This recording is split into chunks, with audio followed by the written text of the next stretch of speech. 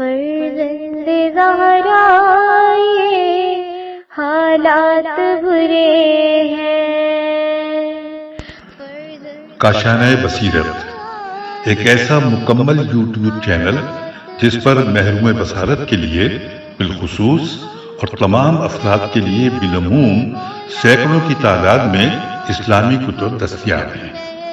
لہذا گزارش ہے کہ آپ اپنی ذمہ داری نبھاتے ہوئے کاشانۂ بصیرت کو سبسکرائب کرنے کے ساتھ ساتھ بیل آئیکن کو پریس کیجیے تاکہ آپ علم کے حصول کے ساتھ ساتھ مذہب اہل بیت کی اشاعت میں بھی اہم کردار ادا کرتے رہیں۔ کاشانۂ بصیرت، کاشانۂ بصیرت، کاشانۂ بصیرت۔ فرزند زہرا یہ حالات برے ہیں۔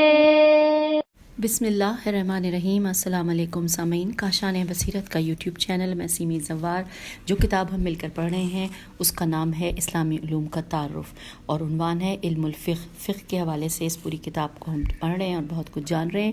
مؤلف میں آیت اللہ شہید استاد مرتضیٰ مطہری، اور امید ہے کہ یہ ریڈنگ کا پارٹ نمبر جو 6 جو ہے یہ لاسٹ پارٹ ہے۔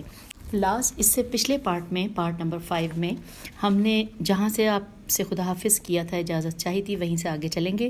اسباق 9 اور 10 پڑھ رہے تھے جس کا عنوان وہی فقہ کے اہم ابواب و مسائل، اور پارٹ اس کا 4 تھا جس کی ہیڈنگ احکام۔ تو ہم احکام کے حوالے سے پڑھ رہے تھے اور اس میں بھی یہی انہوں نے کہا تھا کہ احکام یعنی حکم، جو محقق کہتے ہیں کہ احکام میں 12 کتابیں ہیں۔ تو ہم نے جو کتابیں پڑھی تھیں اب تک کی وہ 2 کتابوں کے بارے میں پڑھ لیا تھا۔ تیسری کتاب ہے کتاب الغصب غین سواد بے۔ غصب غین سواد بے یعنی کسی کے مال پر زبردستی قبضہ۔ اول یہ کہ غصب حرام ہے، دوسرے یہ کہ وہ ضمانت کا باعث ہے، یعنی اگر غصبی مال غاصب کے ہاتھ میں تلف ہو جائے تو غاصب اس کا ضامن ہے، چاہے اس نے مال کی حفاظت میں کسی قسم کی کوتاہی نہ بھی کی ہو۔ غصبی مال میں ہر قسم کا تصرف حرام ہے۔ غصبی پانی سے وضو اور غصبی لباس میں یا غصبی جگہ پر نماز باطل ہے۔ ضمناً یہ بھی جان لینا چاہیے کہ جس طرح سے غصب یعنی کسی چیز پر زبردستی قبضہ موجب ضمانت ہے، اسی طرح ضائع کرنا بھی باعث ضمانت ہے۔ مثلاً اگر کوئی شخص پتھر مار کر شیشہ توڑ دے تو وہ اس کا ضامن ہے، اگرچہ اس نے شیشے پر زبردستی قبضہ نہ کیا ہو۔ سبب بننا بھی موجب ضمان ہے، ضاد میم الف نون، یعنی اگر کوئی شخص براہ راست کسی کا مال تلف نہ کرے لیکن ایسے اسباب فراہم کرے کہ جو خسارات کا باعث بن جائیں تو وہ ضامن ہوگا۔ مثلاً اگر کوئی شخص سڑک پر پھسلنے والی چیز جیسے کیلے یا خربوزے کا چھلکا پھینک دے اور وہاں سے گزرنے والا شخص اس کی وجہ سے پھسل جائے تو وہ اس کے نقصانات کا ضامن ہوگا۔ چوتھے نمبر پہ کتاب ہے کتاب الشفاء، شین فے عین ہے۔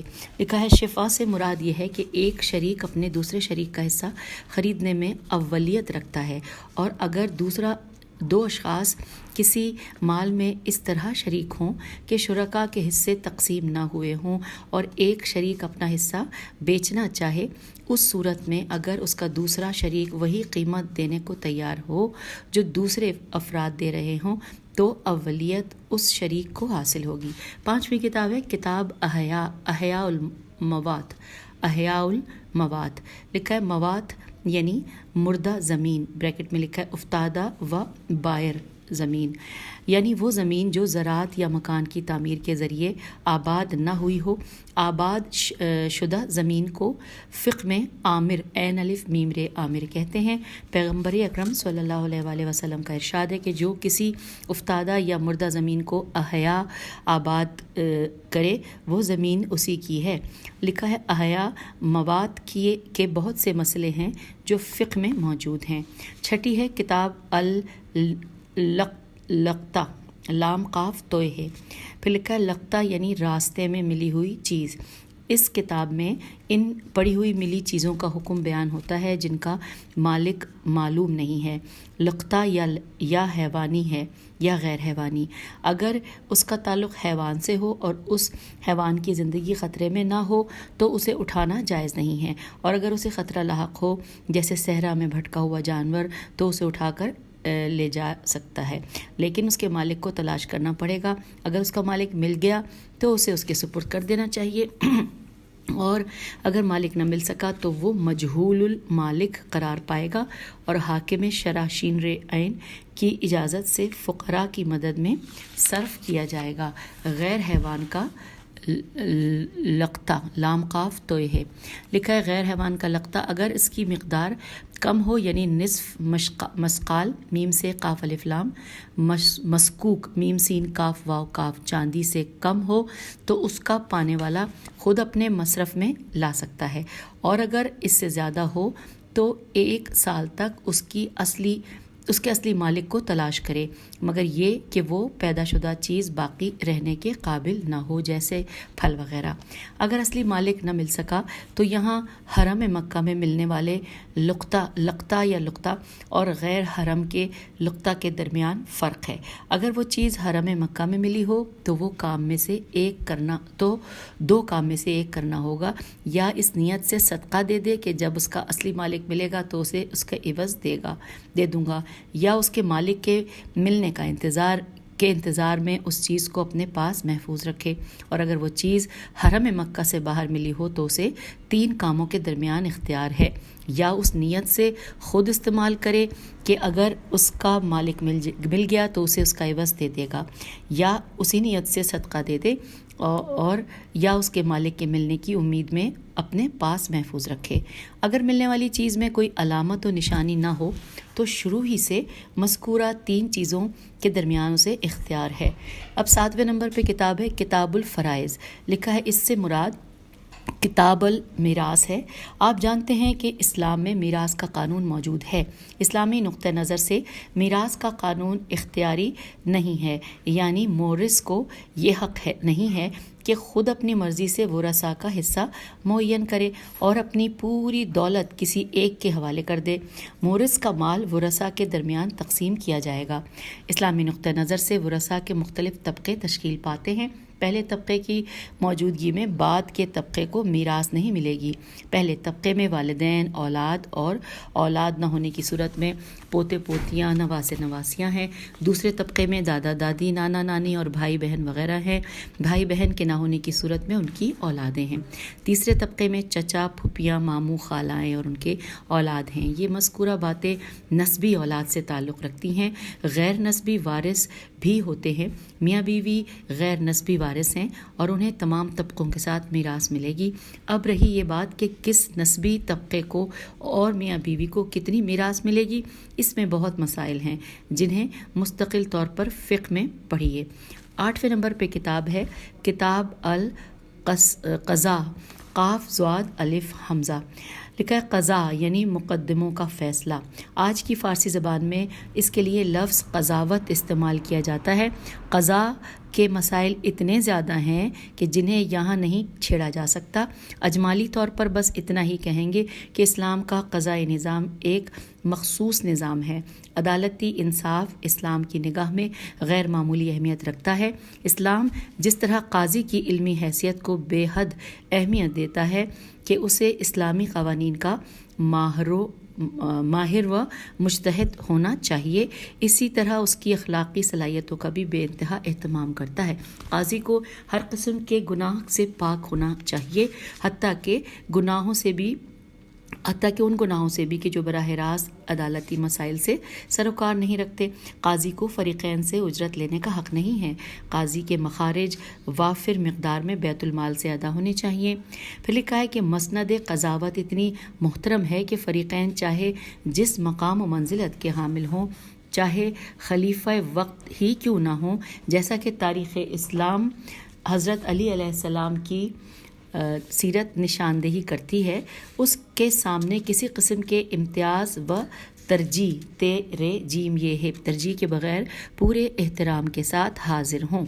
اسلام کے عدالتی نظام میں اقرار و گواہی اور بعض موارد میں قسم دعوے کے اثبات یا نفی میں بڑا اہم کردار ادا کرتی ہے۔ 9ویں نمبر پہ کتاب ہے کتاب الشہادات۔ کتاب الشہادات کتاب قضا کا کاف میم لام ہے، تکملہ ہے۔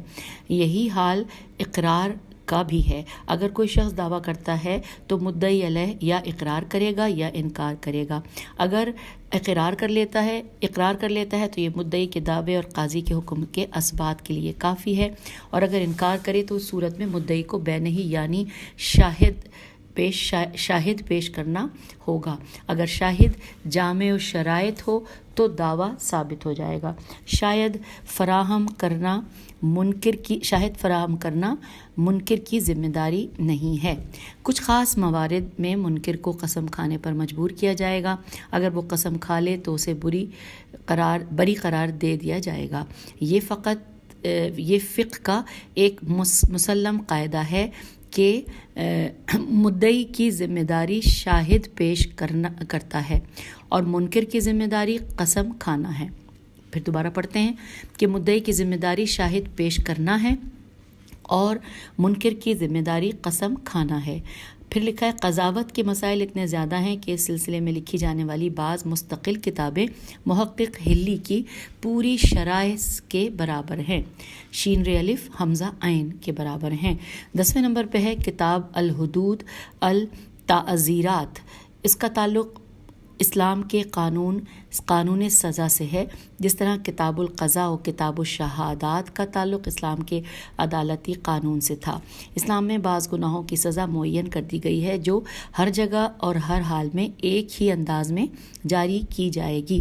اس قسم کے قانون کو حد کہتے ہیں، لیکن کچھ سزائیں ایسی بھی ہیں کہ جو شریعت کی نگاہ میں حاکم کی رائے سے وابستہ ہیں، اور حاکم ان سزاؤں کی تشدید و تخفیف کے اسباب و علل مد نظر رکھتے ہوئے جاری کرے گا۔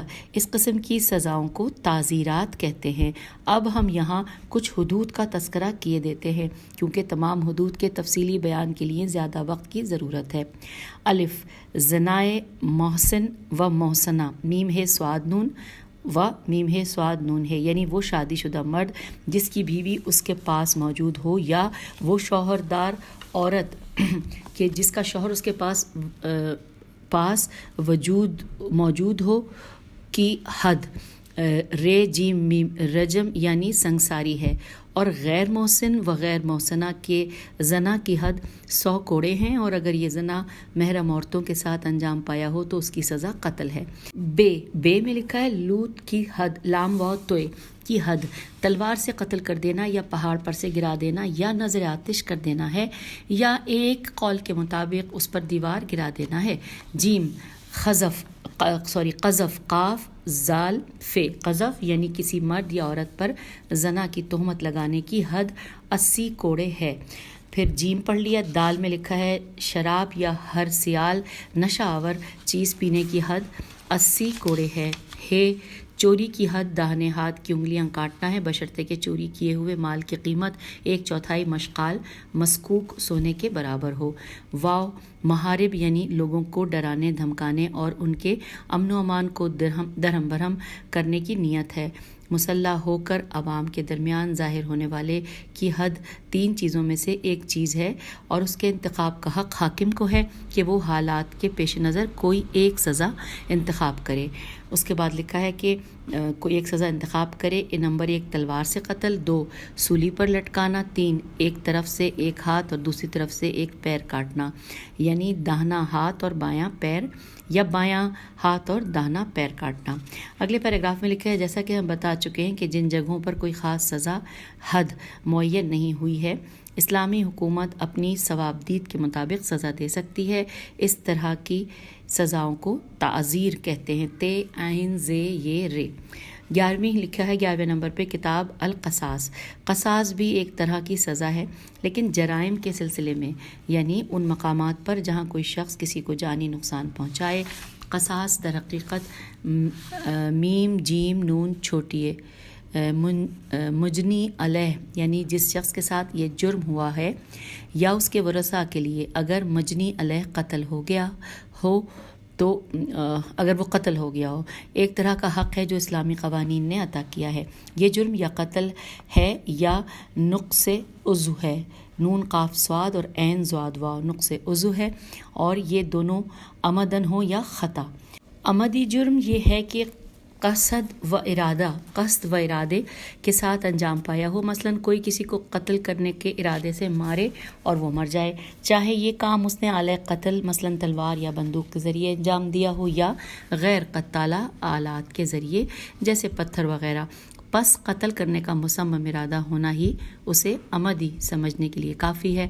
پھر ہے کہ شبہ عمدیہ، شبہ عمد شین بے ہے اور عین میم دال، یہ ہے کہ وہ کسی فعل کا ارادہ رکھتا تھا لیکن جو واقعہ ہوا وہ اس کا مقصود نہیں تھا، مثلاً کوئی کسی کو زخمی کرنے کی نیت سے چاقو مارتا ہے لیکن وہ اس کے قتل کا باعث بن جاتا ہے، یا مثلاً کسی بچے کو ادب سکھانے کے قصد سے مارتا ہے اور وہ بچہ مر جاتا ہے، یا ڈاکٹر علاج کے ارادے سے دوا دیتا ہے لیکن وہ دوا نقصان کر جاتی ہے اور مریض کی موت کا باعث بن جاتی ہے۔ خالص خطا یہ ہے کہ اس فعل میں قصد و ارادہ شامل نہیں تھا، مثلاً کوئی شخص اپنی بندوق صاف کر رہا ہو اور وہ اچانک اس سے فائر ہو جائے جس کے نتیجے میں کوئی شخص قتل ہو جائے، یا مثلاً ڈرائیور عام طریقے سے گاڑی چلا رہا ہو اور اچانک ایکسیڈنٹ ہو جائے جس کے نتیجے میں کوئی شخص ہلاک ہو جائے۔ قتل عمدہ و شبہ عمد، قتل عین میم دال عمد و شبہ عمد کی صورت میں ورثاء کو قصاص کا حق ہے، یعنی اسلامی حکومت کی زیر نگرانی قاتل مقتول کے اولیاء کے ذریعے قتل کیا جائے گا، لیکن خالص و محض خطا میں قاتل کو قتل نہیں کیا جائے گا بلکہ وہ مقتول کے ورثاء کو دیت ادا کرے گا۔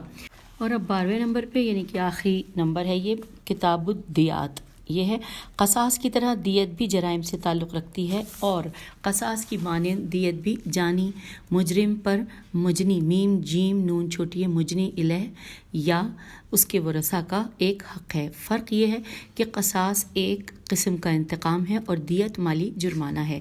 قصاص کی طرح دیت کے احکام بھی مفصل ہیں۔ فقہا کتاب القصاص اور کتاب الدیات کے ذیل میں مسئلے کی مناسبت سے طبیب و مربی کی ضمانت کا مسئلہ بھی بیان کرتے ہیں۔ طبیب کے بارے میں کہتے ہیں کہ اگر طبیب حاذق نہ ہو، ہے الف زال قاف حاذق نہ ہو اور اپنے علاج میں غلطی کا مرتکب ہو جو مریض کی موت کا باعث بن جائے تو یہ حکیم یا ڈاکٹر ضامن ہے، اور اگر حاذق ہو لیکن مریض یا اس کے اولیاء کی اجازت کے بغیر علاج کرے اور مریض کی موت کا سبب بن جائے پھر بھی ضامن ہے، لیکن اگر طبیب حاق ہو، ہے الف قاف حاق ہو اور مریض یا اس کے ولی کی اجازت سے علاج کرے تو اسے چاہیے کہ اپنا ذمہ پہلے ہی بری کر لے، یعنی مریض یا اس کے سرپرستوں سے یہ شرط کر لے کہ میں اپنی جیسی پوری کوشش کروں گا لیکن خدا نخواستہ مریض مر گیا تو میں اس کا ذمہ دار نہیں ہوں، اور اس ایسی صورت میں اگر مریض مر جائے یا اس کا عضو ناقص ہو جائے تو ڈاکٹر ضامن نہیں ہے، لیکن اگر شرط کیے بغیر علاج شروع کر دے تو بعض فقہا کا کہنا ہے کہ ڈاکٹر ضامن ہے۔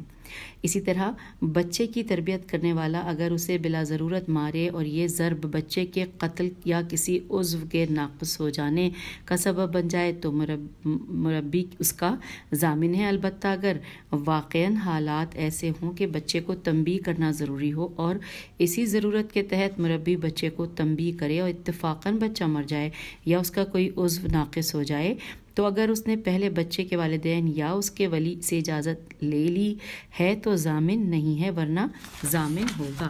سامعین یہاں پر یوں ہم نے سبق نمبر 9 اور 10 پڑھ لیا، اور اب آخری سبق ہے سبق نمبر 11 جس کا عنوان ہے فقہی مسائل کا تنوع۔ ان چند درسوں میں جو کچھ بیان ہوا ہے اس سے یہ معلوم ہو گیا کہ فقہ میں مختلف قسم کے اتنے متنوع مسائل بیان ہوئے ہیں کہ اگر خود ان مسائل کا بذات ہی مطالعہ کرنا چاہیں تو بعض اوقات ان کے درمیان کوئی شباہت نظر نہ آئے گی۔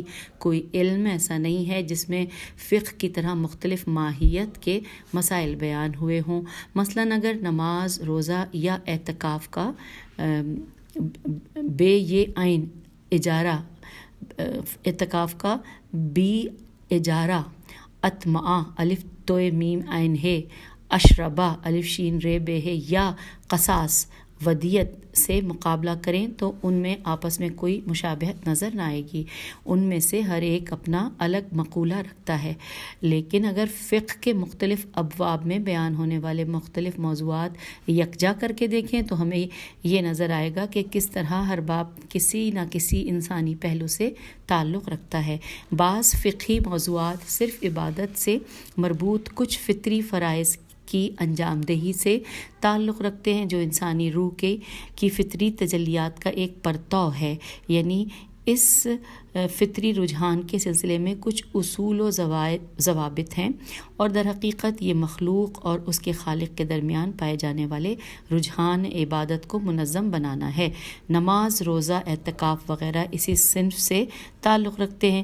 بعض موضوعات تعاون اور باہمی خدمت سے تعلق رکھتے ہیں، لیکن اسلام چاہتا ہے کہ اس طرح کے امور جو کہ سماجی امور ہیں روح عبادت کے ہمراہ ہوں، جیسے زکوٰۃ و خمس، یا اسی طرح سیاسی و سماجی ذمہ داریاں جیسے جہاد، امر بالمعروف و نہی عن المنکر، سبق و رمایا، رے میم الف یہ ہے۔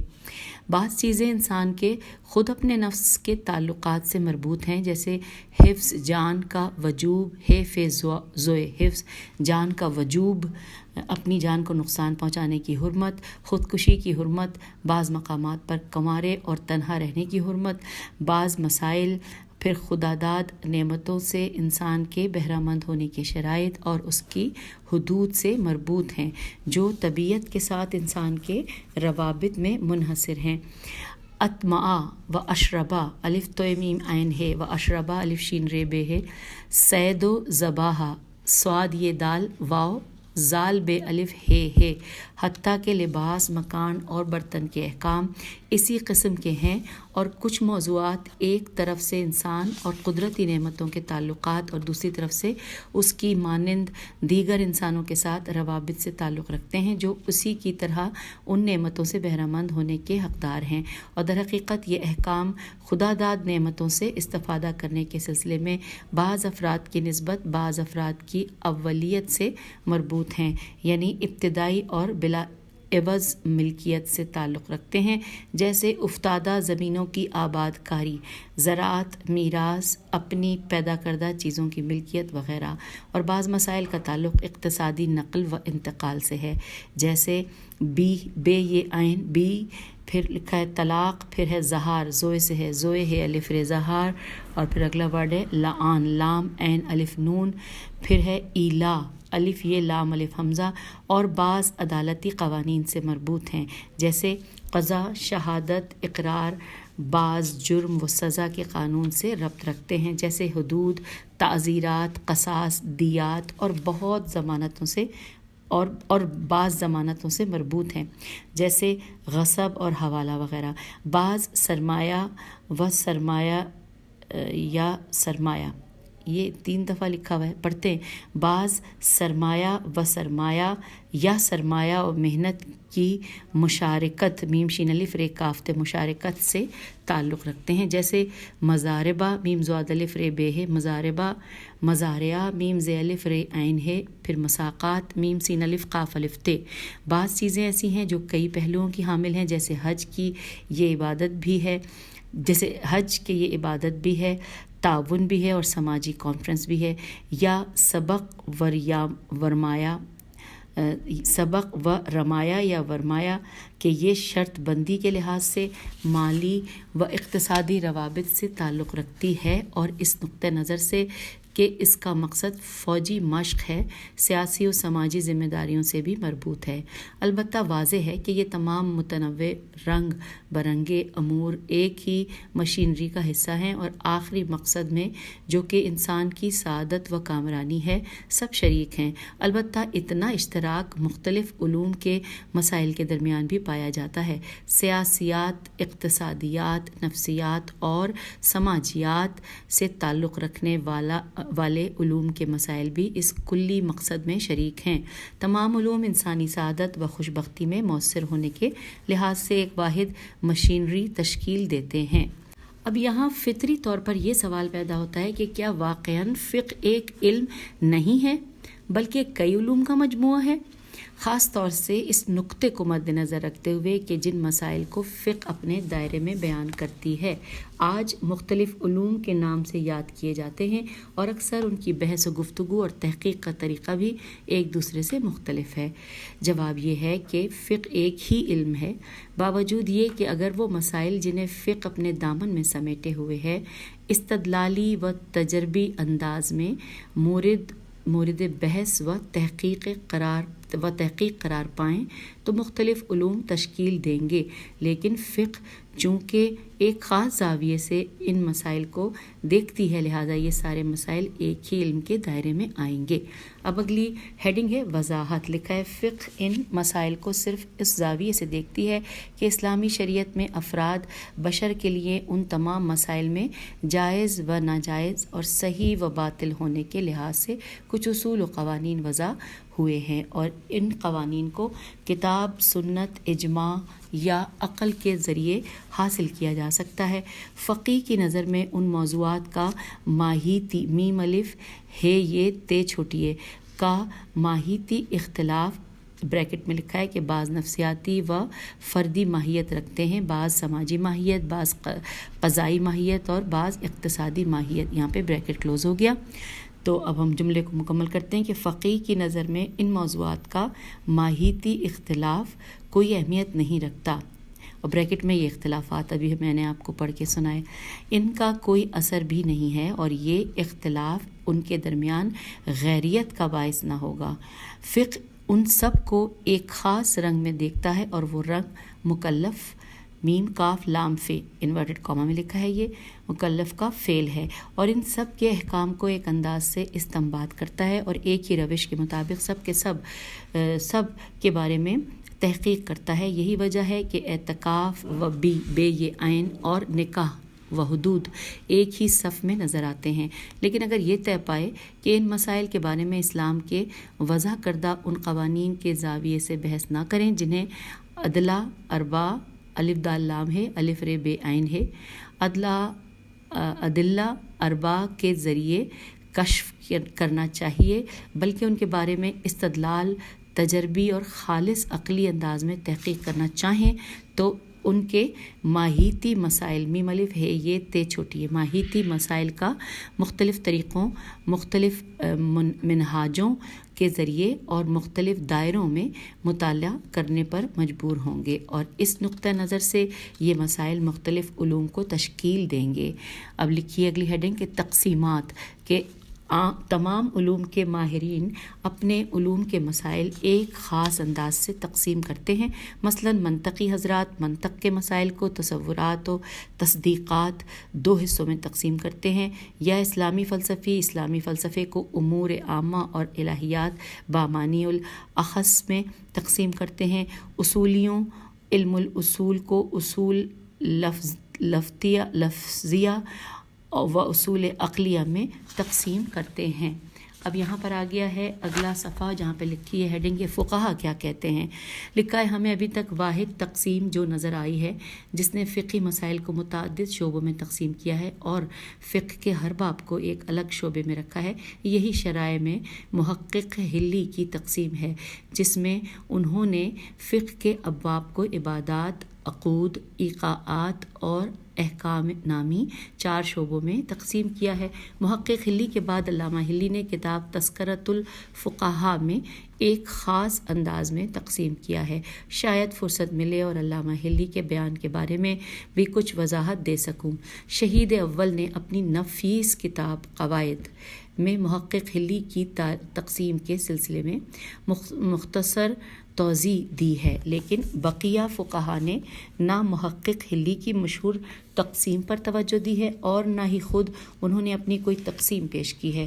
تعجب تو یہ ہے کہ شرائع شین ر الف حمزہ عین شرائع کے شارحین نے جیسے شہید ثانی نے مسالک میں، ان کے نواسے سید محمد مدارک میں اور شیخ محمد حسن نجفی نے جواہر میں محقق کی تقسیم کے سلسلے میں مختصر سی بھی توضیح نہیں دی ہے اور اسے نظر انداز کر گئے ہیں۔ ایسا کیوں ہوا؟ کیا یہ تقسیم اچھی نہ تھی یا بنیادی طور پر انہیں تقسیم کے مسئلے سے ہی کوئی دلچسپی نہ تھی؟ ایک معاصر فقیہ میم عین الف صاد ایک معاصر فقی نے ایک دوسری شکل میں تقسیم کی ہے۔ اس کی ترتیب یہ ہے کہ عبادات، معاملات، عادات، احکام، لیکن انہوں نے ان قسموں کے متعلق نہ کوئی وضاحت دی ہے اور نہ ہی یہ بتایا ہے کہ کون سا باب عبادات میں داخل ہے اور کون سا باب معاملات یا عادات یا احکام میں شامل ہے، اور اصولی طور پر ان کی تعریف کیا ہے۔ معاصر فقہا کی زبانوں پر یہ تقسیم ایک دوسرے انداز سے بھی ہے، اور وہ یہ ہے کہ عبادات، معاملات، سیاسیات اور احکام، لیکن میں نے یہ تقسیم ابھی تک کسی کتاب میں نہیں دیکھی اور نہ ہی اس کے بارے میں کوئی توضیح سنی ہے۔ حقیقت یہ ہے کہ ان میں سے کوئی بھی تقسیم اچھی معلوم نہیں ہوتی۔ محقق ہلی نے اپنی تقسیم میں عبادات کو ایک قسم قرار دیا ہے جس میں کوئی حرج نہیں ہے، لیکن دوسرے حصوں میں صیغے کی ضرورت اور اس سے بے نیازی فریقین کی طرف سے صیغہ جاری کرنے کی ضرورت، اور ایک فریق کی کفایت کو ابواب الف بے واو الف با بے ابواب کی تقسیم اور انہیں ایک دوسرے سے جدا کرنے کا معیار بنایا ہے۔ نتیجے میں نکاح و طلاق کہ یہ دونوں ہی آئلی حقوق سے تعلق رکھتے ہیں، ایک شادی کے عہد و پیمان کی برقراری ہے اور دوسرا اس کی منسوخی ہے۔ انہیں دو الگ الگ قسموں میں رکھا ہے، اور اس کی وجہ صرف یہ ہے کہ ایک عقد ہے اور اس کا صیغہ دونوں فریق کی طرف سے جاری ہوتا ہے، اور دوسرا ایقاع ہے الف یہ قاف الف عین، اس کا صیغہ یک جانبہ ہوتا ہے۔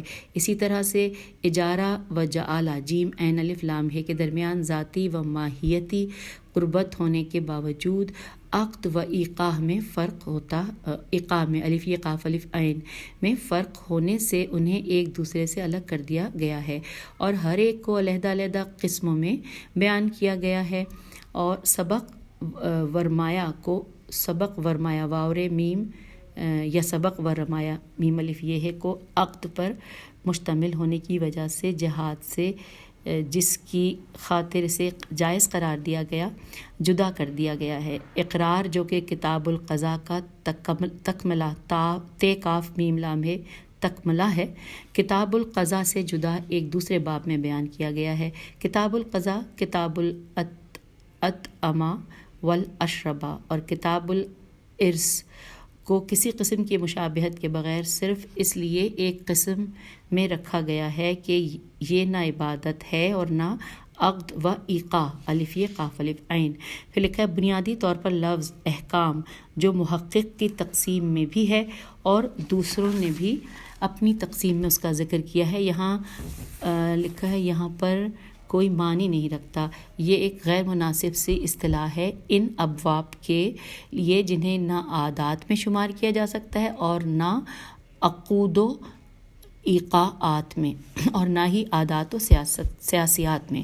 باوجود یہ کہ شہید اول نے قواعد میں محقق ہلی کی تقسیم کے متعلق ایک مختصر سی توضیح دی ہے اور بطور اشارہ اس کا دفاع کیا ہے، لیکن عملی طور پر خود انہوں نے اپنی کتابوں میں اس کی پیروی نہیں کی ہے۔ لمعہ لام میم عین اے عین ہے لام میم عین ہے لمعہ جو شہید کی آخری کتاب ہے، اس کے فقہی ابواب کی تربیت شرائع میں محقق کی تربیت سے مختلف ہے۔